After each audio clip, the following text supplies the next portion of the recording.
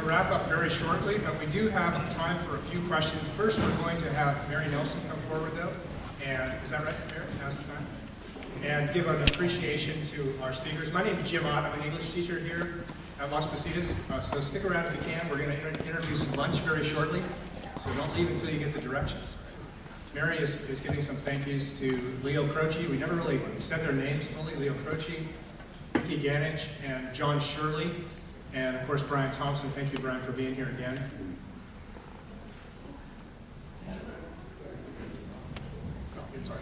So the poem there at the end, I have to say, I'm an English teacher, and hearing your poem reminds me that there's been poetry about veterans for years, and we can't forget Shakespeare really started it all with his Band of Brothers speech, and I have been known for reciting that, so be careful. I have it memorized. He today that sheds his blood with me shall be my brother. And actually, in that speech by Henry V, when he's going into the Battle of Agincourt with a small troop of army and saying, the fewer men, the greater share of honor. And leading up to the Band of Brothers, he says, those that outlive this day and come safe home will stand a tiptoe when this day is named, and rouse him with the name of Christian. He that shall live today and see old age will yearly on the vigil feast his neighbors and say, tomorrow is St. Crispin's Day. And this is what they did. Then will he strip his sleeve and show his scars and say, these wounds I had on Crispin's Day. So a little bit of Shakespeare. At this point, we're going to open up to questions. So we have time for 3 questions because we've got a lot of grumbling stomachs. So I'm going to be the question person. Who has a question for any of our speakers? Up here, way up. We have a mic.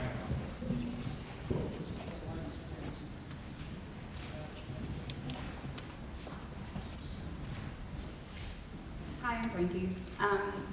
I was wondering, what kind of advice would you give to the new veterans that are just getting out of the military? So what kind of advice would you give to new veterans just coming out of the military? Anybody want to tackle that one? Advice? What advice would you give to new veterans just coming out of the military? You're on your own. Don't be greedy. There are not a lot of choices. It's what you make it. You can make it. Don't give up. You fail first time, try again.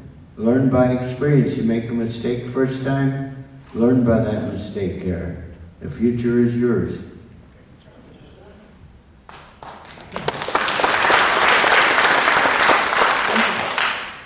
Well, coming out, it's good that you're all going to college.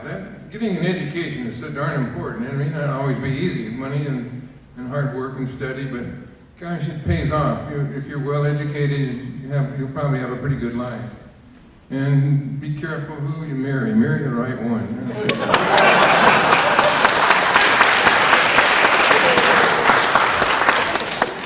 Can't top that one. I agree with John, and Brian certainly has more answers than we have here. He talked about the importance of that GI Bill, which is, John and I, sure, Mitch and I, that they were just wonderful. The GI Bill is what helped us get through getting out of that war and getting started again. We'd lost, 2 or 3 more years of our lives, so we had to make it up. But the education allowed us to do that and get out into the workforce, which was terrific. And Brian talked about that, and if you're a veteran out there, read that stuff if you have to read it, see a counselor, and find out exactly all the things that you have coming to you in that GI Bill. There's lots in there, and the government, that's all of us, the government, are willing to help you. We want you to take advantage of that.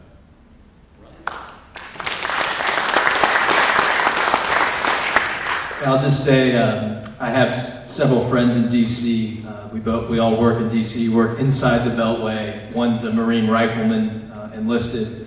The other was an Army commo guy enlisted, and I was the infantry grunt. We're called 11 Charlies, indirect fire infantrymen, so that's why I'm a little bit loud and always ask questions and repeat myself like I'm doing now. But I just say, focus on the education part. All those veterans that are doing well today inside the Beltway that are my friends all went back to school.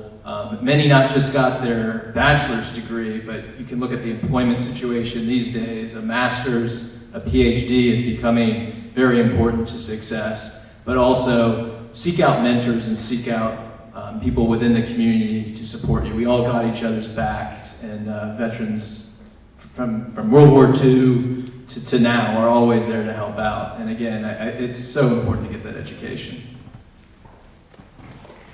One thing I dedicated, during my time in the service, almost 23 years service, I got help so many times, so I dedicated myself to help veterans. Right now, I'm chaplain in Fleet Reserve, I'm chaplain in American Legion, I'm chaplain in Veteran Foreign Wars, I'm chaplain in the Masons, I'm adjutant treasurer for disabled American veterans. I've been the head usher of my church for 49 years. I'm a volunteer at the VA clinic in Oakland. I got over 7,000 hours volunteering right now, and I'm glad I found the secret of long life. Keep breathing.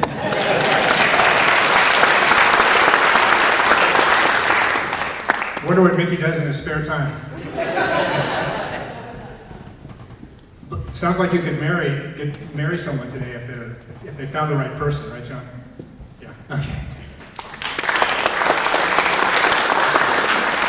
I just want to say one other thing, especially for those of you that are looking to help veterans tell their stories. There's a great program through the Library of Congress called the Veterans History Project, and I really want to let people in the community know about this project because it takes advantage of people that are willing to interview our veterans. And the Library of Congress, go to loc.gov and look up the Veterans History Project.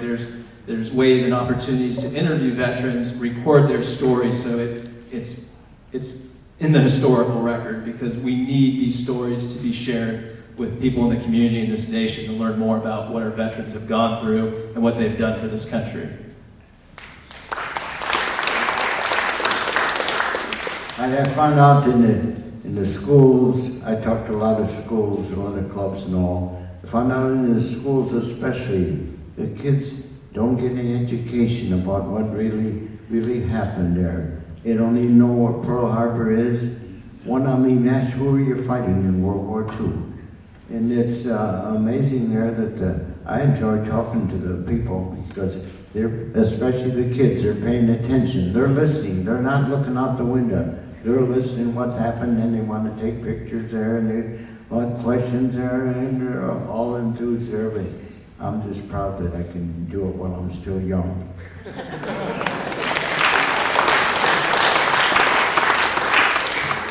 Okay, thank you so much. Now we come to the time when I announce lunch, and then we're going to give one more thank you, but first lunch, okay? Lunch is taking place in the same parking lot where the Huey, the helicopter, flew in.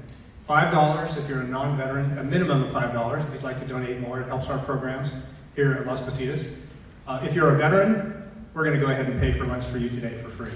All right? Yes. And with that, let's have one more round of applause for our speakers today. All right?